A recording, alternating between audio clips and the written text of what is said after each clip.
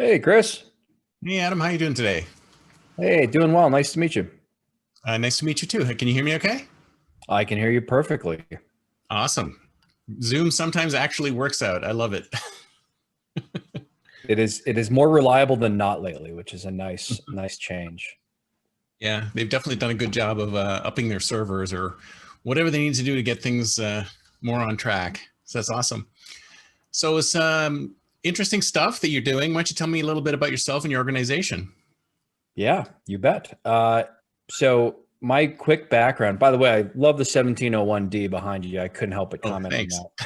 that. Big fan. Used to have the schematics up in my bedroom. Uh, Nice. so I'm a software engineer by training. I studied computer science at Vanderbilt University, and right out of school moved out here to San Francisco, California. So my story is sort of a software engineer turned entrepreneur. The Mhm. company I'm working on now called Braintrust is the my fourth venture-backed company. All marketplaces, all different categories. Started my first marketplace company, web-enabled marketplace, back in 2003. It was called Market Square. Helped local people shop online for locally available products in brick and mortar stores. That was acquired eventually by Intuit. I joined Intuit as a product manager, stayed there for about a year. Uh, Left to start my second company in 2007 called Driverside, which was a automotive marketplace that connect car owners with mechanics who had capacity for them in their bays. We grew that into a national marketplace and were acquired by Advance Auto Parts. And then in 2012, I started my third company called Doctor On Demand, which is now one of the country's largest video telemedicine services. I started that with two other guys, Phil McGraw and his son, Jay McGraw. Phil McGraw is actually better known as Dr. Phil from daytime TV. Yeah, I thought Uh, that name sounded really familiar. I'm like, is that Dr. Phil? that's Dr. Phil. So he and Jay his son Jay are sort of serial entrepreneurs on television. Tons of great successful television franchises and books and other businesses. And they had this idea for video telemedicine before that was even a thing. And they were, looking for a tech person, in San Francisco to help them build it and run it. So I did that, and I served as CEO there for 4 years, and we grew into now a giant enterprise healthcare company. And at which point we really needed a real manager to step in and keep it growing. So a good friend of mine, Hill Ferguson, took over as CEO. And then so I'm still very close to the company, large shareholder, but when I unwound day to day there, I got to kind of go back to my first passion, which is deep technology.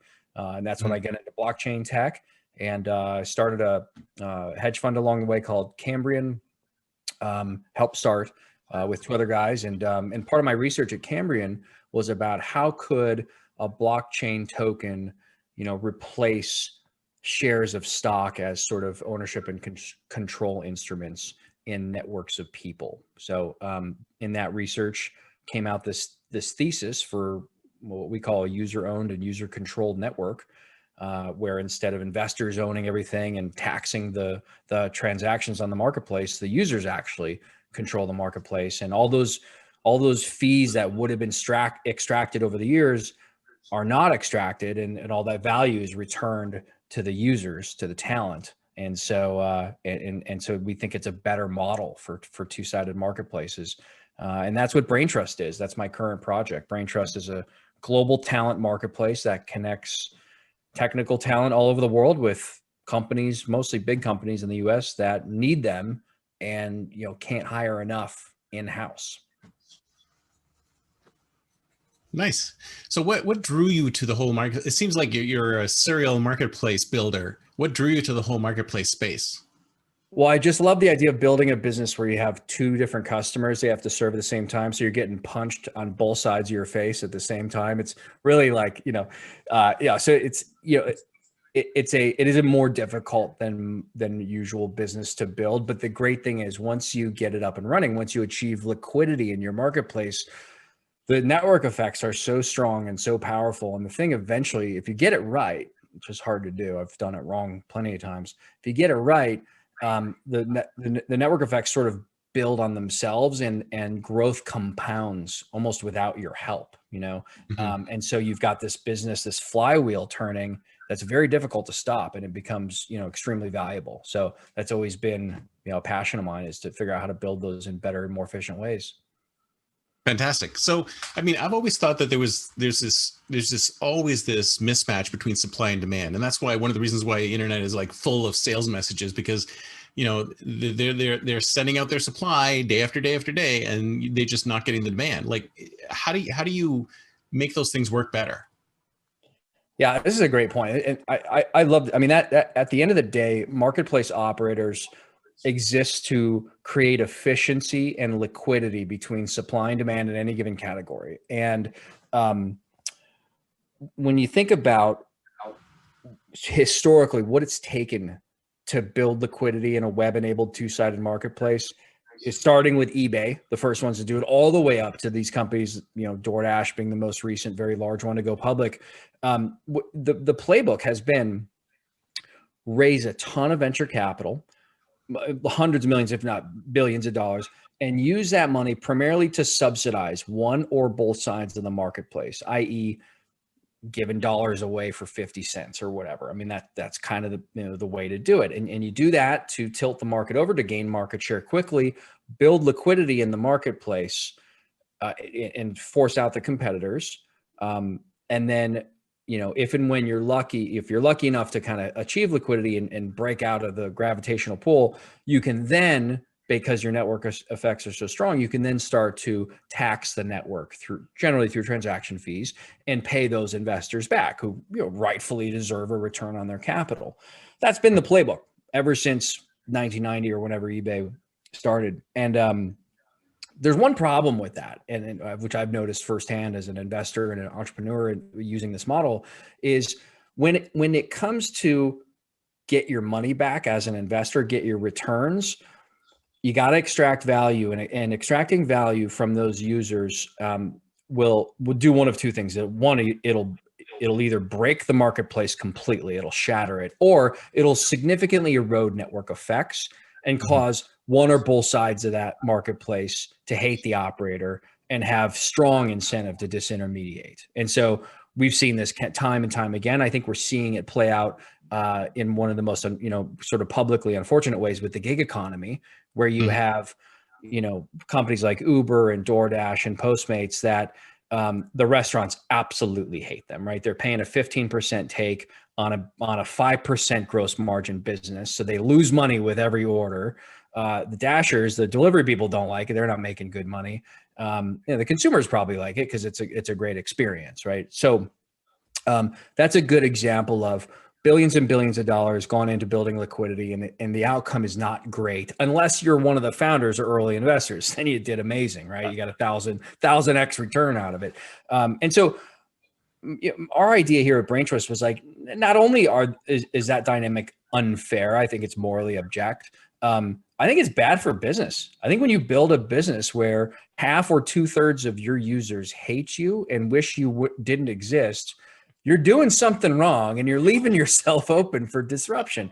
And so that's what the user-owned economy is all about. That's what Braintrust is a part of, is where so you invert the model I just described. Instead of raising billions of dollars, raise the absolute minimum you can to get a marketplace up and running. And then instead of hiring thousands and tens of thousands of employees who are either here to build supply or build demand, you farm those tasks out to your community, and you ask your users to make referrals, vet people, bring on clients, onboard those clients, supply, demand.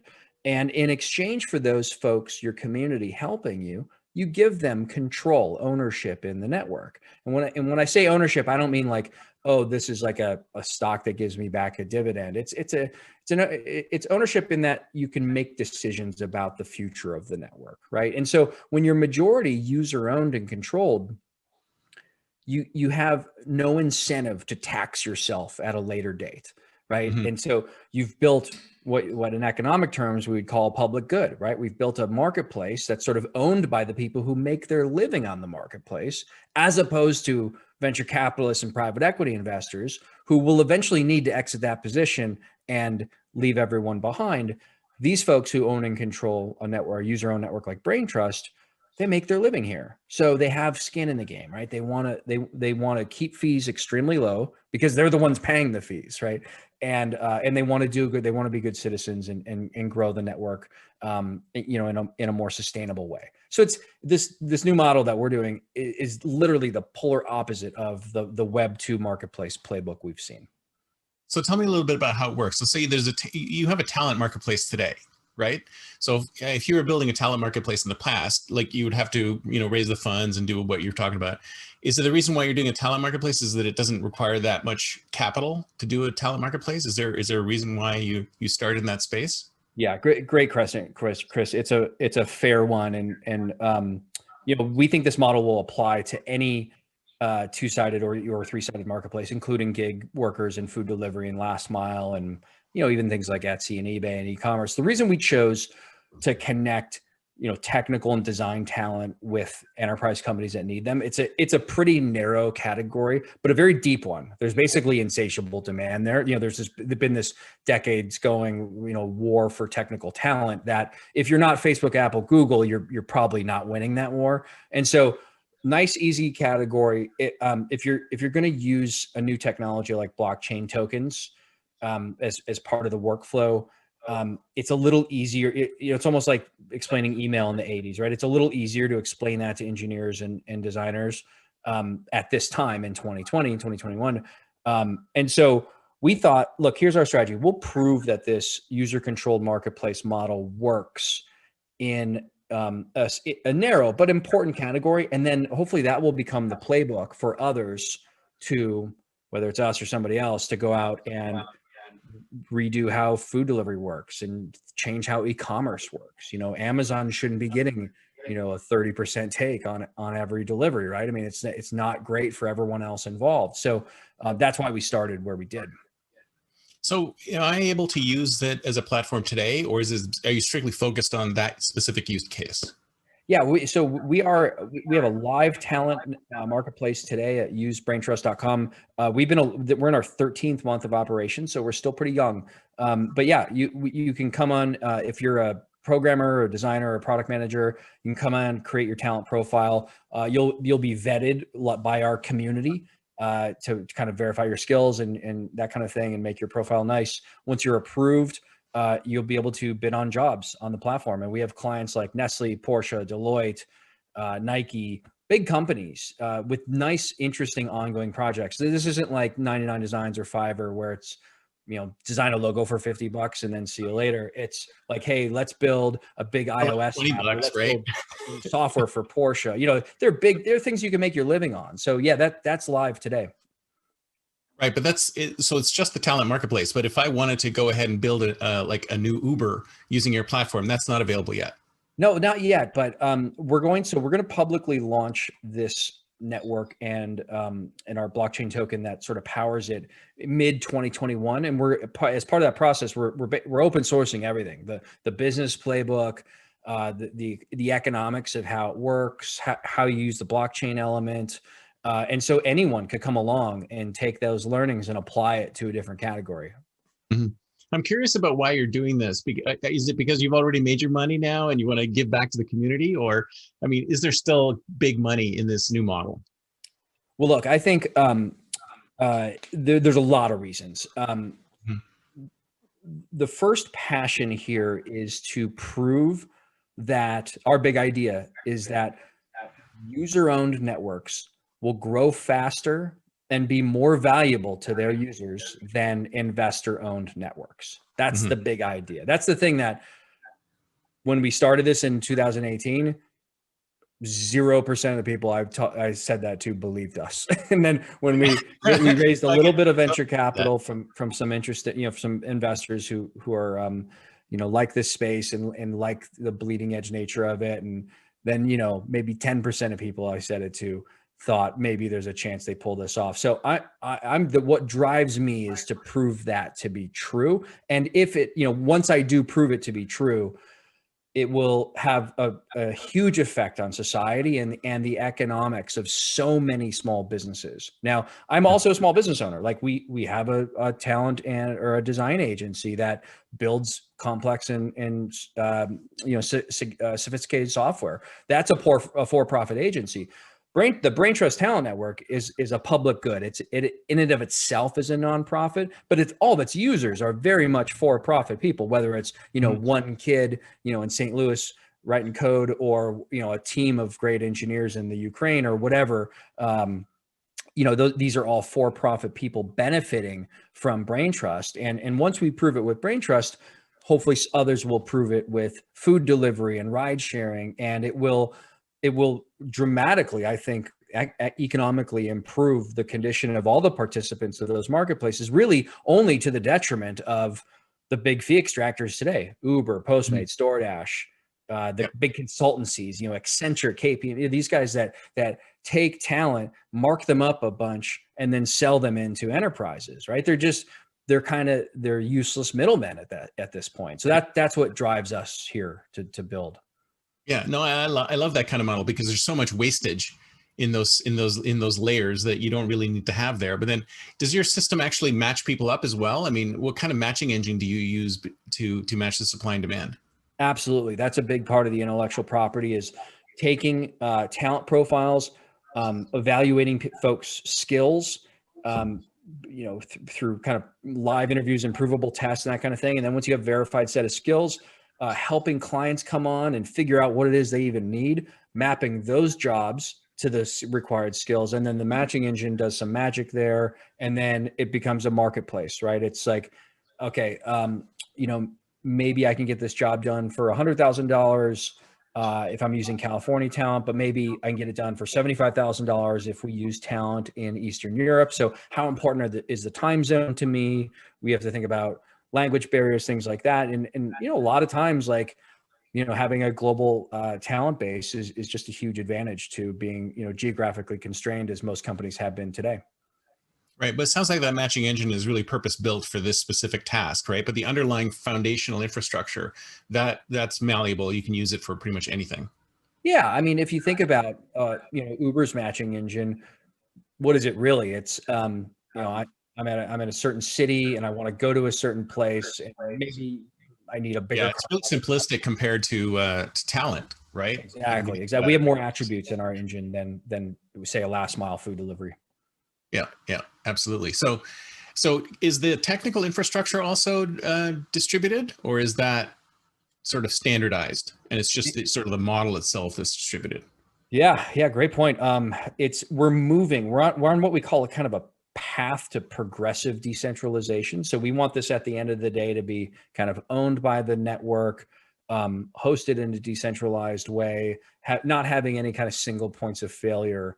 And so today it's pretty central, but we're moving it off to kind of blockchain based systems that'll do most of the computing, smart contracts that will decide rewards that people get for contributing to the network. We have an affiliate program where we call it a connector program, where you can join and make introductions to talent or clients. And once those people or entities join and start billing, you'll get a percentage of those invoices kicked back to you as a bonus paid in our token, all powered by smart contracts. So you don't have to ask permission. It's non-discretionary. Nice. So does everything work through your token? So I get paid in your tokens, you pay me in tokens, and then I convert it back to US dollars. How does that work? Yeah, great question. This is the first thing I say when I describe our token is I say what it isn't, and it is not a payment layer. We think the world has enough of those. Love it or hate it, the dollar is still the way most companies want to pay for things, and still kind of like how talent needs to pay the rent and buy the groceries. So dollars, euros, whatever, fiat. So all jobs are transacted basically in dollars or euros. And then what the token is used for is really governing the network. So it's a one token, one vote system. You can vote your tokens on everything from what our fees should be to what categories should Braintrust get into next, to how stringent should we be on vetting, all of the things that if you make your living on Braintrust, you care quite a lot about. And people joke, Chris, I like to tell you, like people will scoff sometimes at the governance point, and they'll say, well, like, come on, no one votes their Facebook shares, right? And it sure wouldn't matter if they did, because only one guy's vote matters over there. But if you're talking about the rules of a marketplace where you make your living, you care quite a lot about those rules. I mean, ask the Dashers, the people who deliver food at DoorDash. In 2019, DoorDash Inc., the parent company, decided to keep all of the tips and book them as revenue.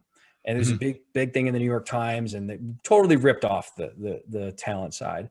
And imagine if DoorDash had been built the way we're building Braintrust, that would have been impossible. They would have had to ask the community, hey, do you think we should divert all of the tips to the founders instead? Vote yes or no. Probably would have been a different outcome at DoorDash. So when you're talking about rules of a marketplace where you make your living, voting matters. And that's one of the core uses of the token. So tell me a little bit about how that works. So, I mean, does somebody propose a rule and then everyone gets a token to vote for that rule? Or, I mean, how does the governance work in that way?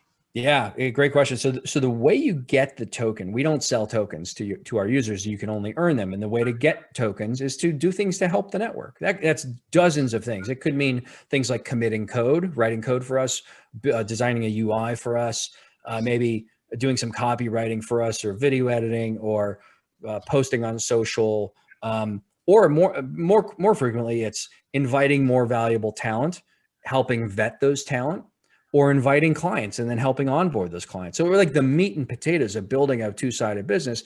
We award ownership and control in our network, represented by the token, in exchange for all these things you do to help build. And then you vote those tokens. And so the more tokens you earn, the more say you have in how in the future of Braintrust, which gives people a strong incentive, if you make your living here, to do more things to help us, so you have more say in how things go.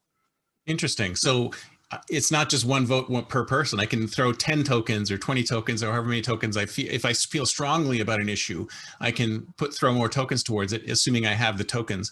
And you say you earn the tokens when you do things for the community itself. So it's like, if I bring somebody to a community who's high value, I earn 75 tokens or something like that. And then if I like you on Facebook, I earn 1 token. So there's is there like a menu of what Pretty you can much earn for tokens?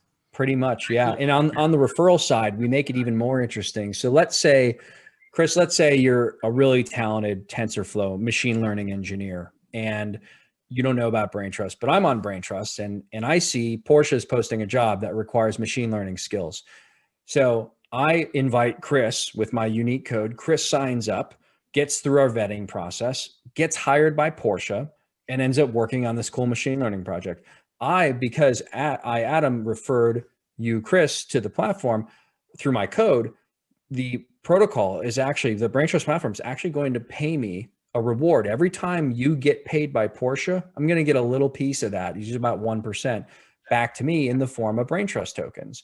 And then, because I just helped make Braintrust better by bringing Chris, the great machine learning engineer, onto the platform, and Porsche found it valuable, right? So I did something really valuable, and now I'm going to get basically, a little bit more control and say in Braintrust's future because of that. That is extremely cool. But I'm assuming that people have been trying to find ways of gaming the system. Have you seen those kind of situations, and how do you deal with that? For sure. I mean, so we've only been live for 13 months, and we've been in sort of an invite only stage. That's an era in internet time, man. Tell me about it, man. I've aged a decade here now. It's actually been really fun. This is of all the companies I've built, this one's the most fun. We're lucky because we're in a time in history right now where remote distributed engineering teams are sort of in demand because no one can get into their office space. So that was a lucky break for us. But look, you'll never figure out every vector, attack vector or gamification when you start, right? So we're running for, it'll be a couple years in private beta, really expanding concentric circles of private beta until we finally publicly launch, so we can, catch all the things we didn't see earlier. So I see. I have a big problem. I mean, I've worked with talent agencies, and I always have a big problem with the whole concept of the way talent is hired nowadays. Because the interview process, the vetting process, all those processes, they seem kind of ancient to me, right? That there's got to be a better way of figuring out who's talented and who we should bring on board. Are you trying any different models other than the standard like resume blah blah blah model? I mean, what's your model compared to what talent acquisition is using nowadays? Yeah, we are. This is a great point. I think there's a lot of innovation to be had here compared to how traditional recruiting. And it's funny with engineering, it's a little easier because it's a little bit more of an objective field. Maybe harder for other fields, but I mean, we don't even ask you for your resume, right? We don't care about that. We don't give a shit if you've been to college. That none of that stuff matters. We care about where you've been, like which jobs you've had before, what you did there, and your skills, both hard skills and soft skills. Right. Mm-hmm. So if you're a Python engineer who maybe did a couple of years at Google, fine, that's great. We're going to give you some Python tests to do asynchronously. Now that could be gamed. You can have your brother next to you do those for you if you want to. But we're also going to do live video skills. We're going to see how you communicate. We're going to see how you problem solve things. And it's extensive because we place more senior people, right? They're kind of what we call enterprise grade talent. So it's not as much folks out of school, it's people, kind of midway or plus through their career. That's who these big companies like Porsche, Nestle, et cetera, need, right? They don't need people with no experience. So, but it has nothing to do with where you went to school or, can you trick us on the test? It's got to be a blend of hard and soft skills. Right. So it's not really, because I'm a big fan of the apprentice model. I say, like, if someone has the barest skill set to get in, they may interview poorly, but like hire them, let them do the job for a bit. And then if it doesn't work out, it doesn't work out. But, you don't really know how well someone's going to perform unless they're actually on the job working. 100%. So what we do, that's a great point. Many of our projects start with test projects, including at Braintrust. We have no full-time engineers. I'm the only engineer on staff. We have every single line of code and pixel of UI you see at Braintrust is built by talent on Braintrust. And so we're the biggest eaters of our own dog food in that sense. And that's how we start off. We say, look, okay, we're going to hire this person, maybe as a UI designer. Here's the first project. Design this one little section and let's see how we like it. And you're right. You're like, if it's a lot of times it's more cultural, right? It's like, if we have the same culture, if we have the same work ethic, or it's just a good fit that way, like you can learn our way of doing things as long as, you're matching. And so a lot of the big companies we work with, do it the same way. We urge them to try a little test project first. So is this a gig thing only, or can you actually get full-time jobs out of this? Yeah. So our platform is made for gigs. We conduct payment. We facilitate invoicing. We do all that stuff for you. We issue all the tax forms. We're compliant in all the regions we are. We make it really easy for employers to come on and just, bring out a bunch of people really quickly without having to, a massive like onboarding 35 or 100 contractors problem. But it is for contract work. It can be ongoing contract work. That's fine. It doesn't have to be short term. But if folks want to leave, if a company really falls in love with someone and wants to hire them off the platform, which has happened a few times, we don't stand in the way of that. We don't take that 40% penalty that you have to pay us if you poach someone out. Why would we do that? Because we are owned by our own talent. We don't want to penalize ourselves for one of us doing what they want to do, and it's got that, we keep incentives aligned the whole way. That's the new part of that. So yeah, if you want a full-time job, you can leave and we're not going to get in the way. Nice. Well, it's funny because I just interviewed somebody who's innovation manager at a credit union, and he was telling me about how, I mean, I don't know anything about credit unions, and he was like, oh, this is all for the members, and the members do it for each other. And it sounds as kind of a similar model here. But I guess the question is, show me the money. Like, how do you actually make any money out of this thing, or do you not? I mean, you said you're nonprofit. You're basically staying in that space for good, right? There's really no way to make huge amounts of profits through this kind of marketplace. And in fact, it's designed not to do that, right? Well, no, I mean, here's where the money is. So think about when I'll just make a fake example, but it's a real client. So let's say Nestle, right? Nestle has a couple $100 million IT budget every year, and traditionally they would go to, you know, an Accenture or a big firm, an Edelman, maybe somebody like that, and say, hey, okay, we have $2 million, and, you know, build us this app that, you know, highlights the Purina dog food brand or whatever. I'm making it up. Mm-hmm. And then, you know, Accenture comes in and says, yeah, we'll take your $2 million and we'll give, you know, 300,000 of it to the talent we have out in Bangalore or in Kiev, and we keep the other 2.7, right?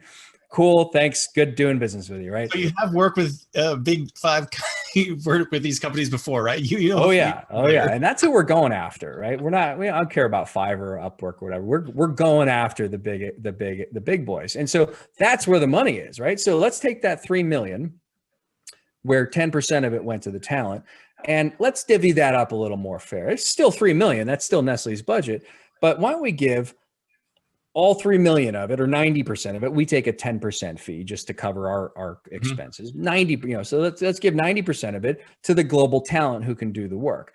So we've just effectively raised market rates for global talent. There's the money. And we've got Nestle's budget to go way further, right? More value for them. And so what this model is all about, it's not about Braintrust reaping profits and distributing them to shareholders. It's not that at all. There are no shareholders. It's about in unlocking all new sets of transactions, these big jobs that could have never touched, or when they do touch, you know, are overly extracted by fees, right? So Matt, I mean, another analogy, imagine all the fees Uber has collected in the last 10 years of how many billions of rides they've given, and they're taking on average 35% from the drivers. Imagine if you'd taken the tens of billions of dollars that Uber has taken and, you know, either wasted or given back to their shareholders, and you gave it all back to the drivers. Oh, fantastic. Imagine how much better those drivers would be, right? Better off they would be, right? So that's what we're doing, right? We're taking all those billions of dollars, it's wasted on Accenture and these middlemen, and we're giving it back to the talent. Yeah. So that's where the money is. What Uber would argue that, you know, it's worth that 35%, right? They're providing these services that are worth that 35%. So how can you do it with 10?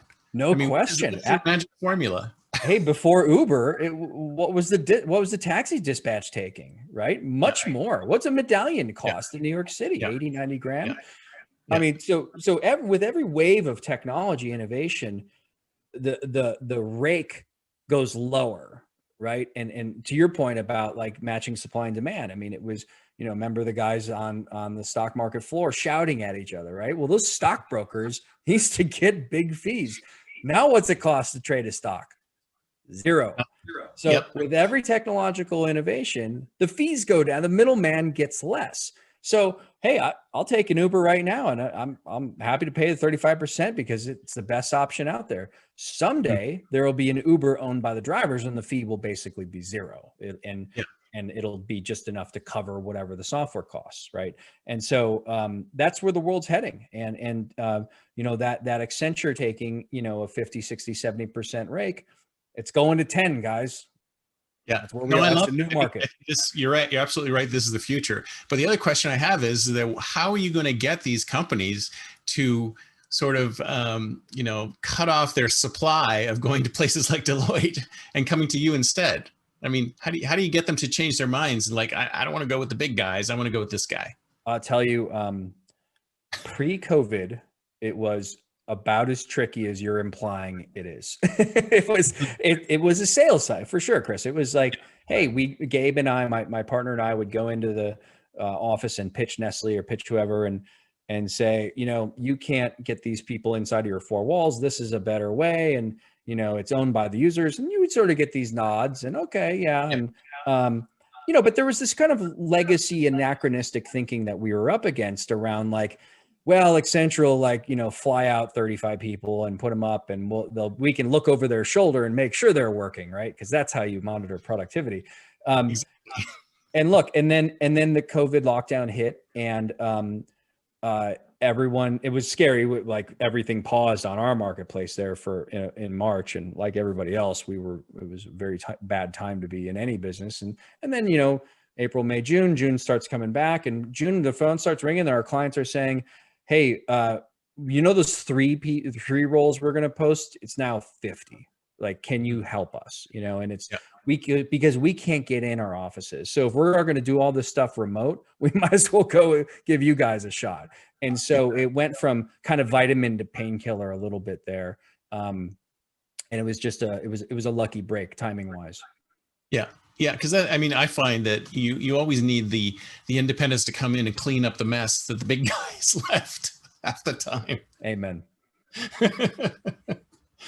So how do you draw people to the platform? Like if I were looking for a gig, I would just go to your website and sign up, and there's only a specific set of engineering gigs that you like. Can I look at gigs, or do I look at skills, or how do I decide to join?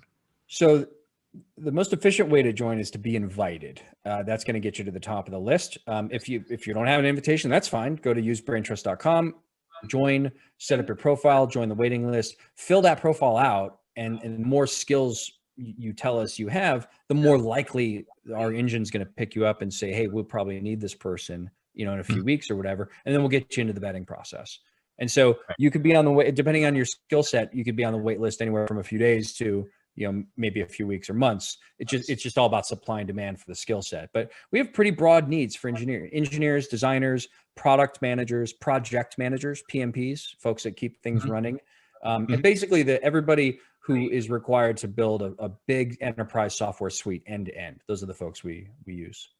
And does everyone get market rates? I mean, even though you got this cut rate 10%, I love that small that small number. It's great because you keep hearing like 30, 35, you know, like Apple takes 30.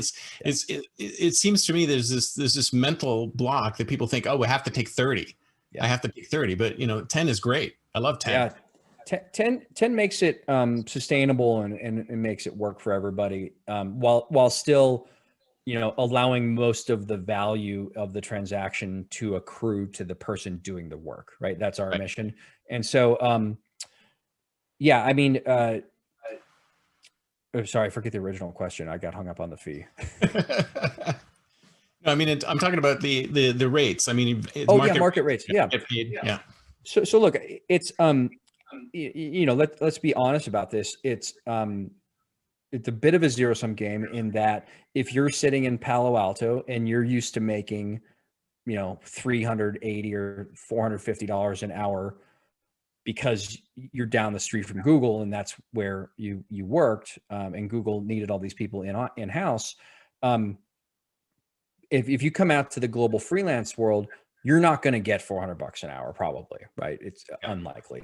And but on the other side of the coin, if you're in St. Louis or Tulsa or Tampa, and you have that same skill set,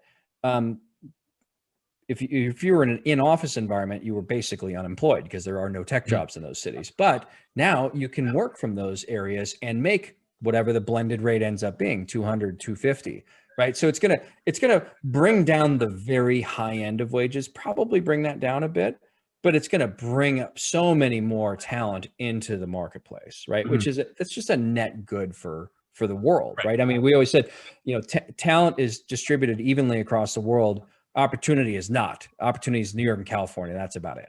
And so this is helping to kind of spread that out. I want to step back a bit into your startup days, and you said you had some failures along the way. Is there a specific failure that you want to talk about? Oh my gosh. I mean, it would be interesting. You know, I've had a lot. And I'll tell you maybe a theme that I learned from a string of failures. I graduated as a software person and I taught myself how to build websites. And I thought, well, you know, I got out of school with, you know, a piece of paper that was worth about minus $200,000. And I was like, great. Now I'm in debt, no real skills other than the ones I taught myself. You know, fortunately, Vanderbilt's a fun place. I had a good time, but you know, don't go to school don't pay for a computer science degree. It's an absolute mistake. And so I learned to build websites, and I thought, okay, well, like if I build it, they'll come, right? So I just built stuff that I thought was cool, and I could do it when you did it. It depends on the year when you did it. There was a certain period of time where if you build it, they would come, and then but after that, it was You'd have to Well, shout. I never lived in that time or had that sort of luck. I'll tell you, because I built a lot of shit and nobody came. And so that was the real like, hey, dummy, why don't you talk to customers first? And so that was like, so I started my You local. invented design thinking. Way Yeah. to go, man. Yeah, I mean, look, and if you saw some of those early things, even the ones that did work, you would never associate the term design thinking with what you were seeing me produce. But but look, customer development, right? Good old fashioned. When I started my local shopping business called Market Square, I actually just like mocked things up and printed them out at Kinko's, and then took them in a binder and walked door to door to all the local shops in San Francisco, up and down Chestnut, Union Street, Polk Street, and asked the proprietors, hey, if you had a website, and none of them were on the internet, right? This is 2003. Mm-hmm. If you had a website that had like your top 50 products and like a coupon you could run that people would print out and they find you on the internet, they show up locally, would that be worth something to you? And they're like, yeah, good luck with that. But if you bring anybody, I would pay X amount for it. And that's how I built a business, right? I built a subscription business based on having 100+ door-to-door conversations, with shop owners. And so that's no fun if you're a tech guy. Tech people like to stay in and type on their computer. And I certainly am one of those people, but get out there and talk to your customer first before you code. Well, it might not be fun, but it's essential, right? I mean, if you don't talk to your customer, then you're doing things in isolation, and you have no idea if it's something that they want or not. Yeah. 100%. So tell me a little bit about where you think things are going. Like, let's project your mind 10 years out. It's 2031. And where do you think this is? I mean, do we see a lot more networks out there? Have you spawned like a whole set of networks? Like, do you have a Braintrust-based Uber and a Braintrust-based DoorDash and all those other services out there as well?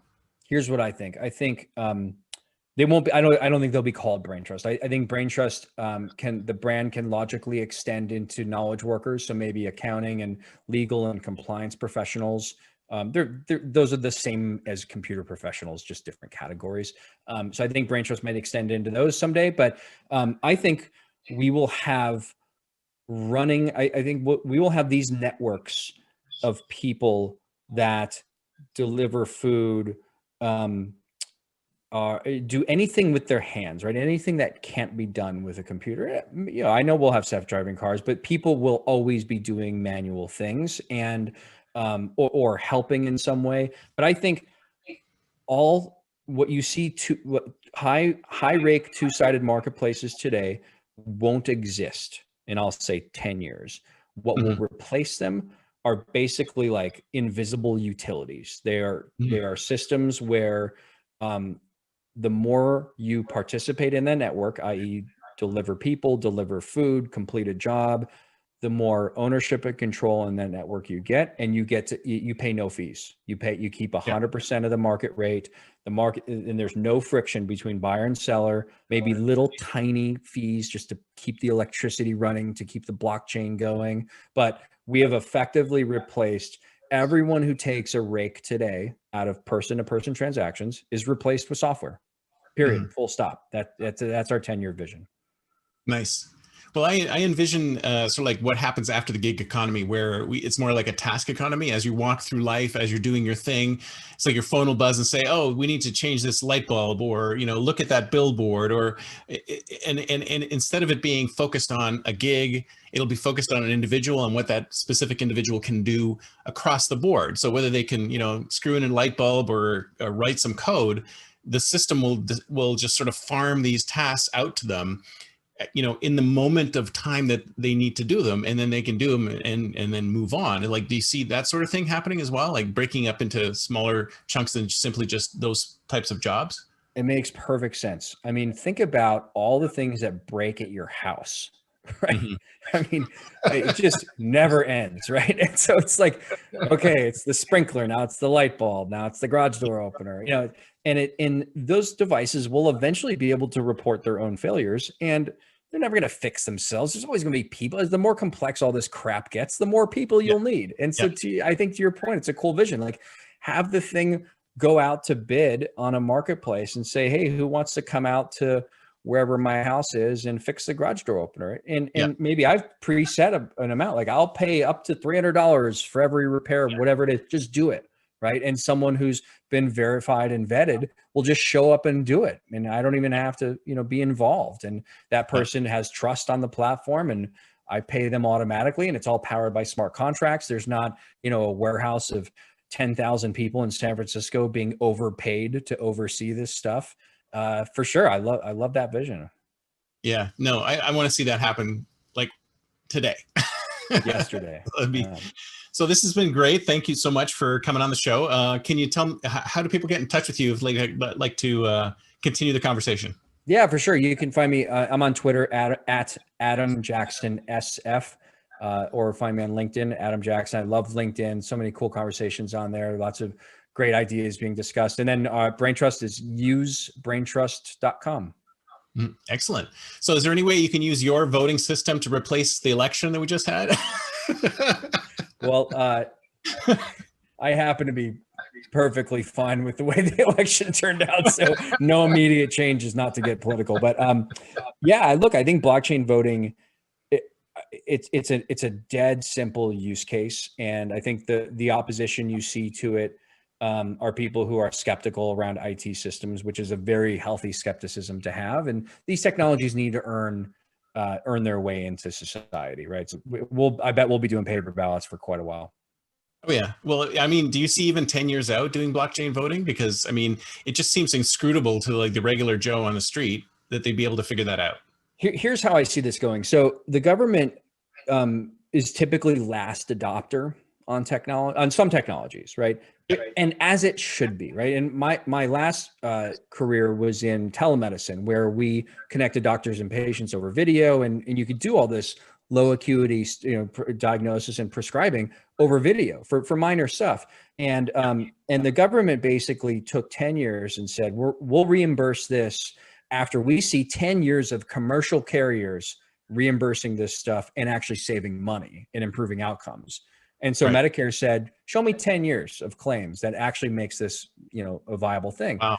So it's a smart idea, right? You want Medicare being last adopter on this because it could have been a bastion of fraud. So I think we'll see blockchain voting systems like Braintrust, and then you'll see, eventually big corporations may implement it. And I think the government, the people who run the elections, should sit back and let us make all the mistakes, harden the technology, and then they'll adopt it. Yeah, no, I'm waiting for the day when I wake up in the morning and I look at my phone and here's all the issues that I need to vote on today. And it's all like blockchain. It's like, and we could build that today, right? It's just it's a matter of public trust. Right? Absolutely. I mean, you could do it right now, but adoption, it's the human, right? That's always the problem. But the thing is that, the human and the machine, they have to work together. So these visions where people are going to say, oh, all these jobs are gone because the computers are going to take over. I said, no, computers are going to do what they're good at, and we're going to do what we're good at. And we just need systems to properly dispatch whoever needs to do whatever. I mean, look, there will humans create fields that feel like humans aren't needed anymore, and then they turn out to be needed more. Right. So we're going, as long as the machines agree that we still need to be around, that's the part I think more about. But so far, so good. So no Skynet. All right, sir. It was great talking to you. Thank you so much. Hey, you as well. Thanks so much for having me. Talk to you later. Bye.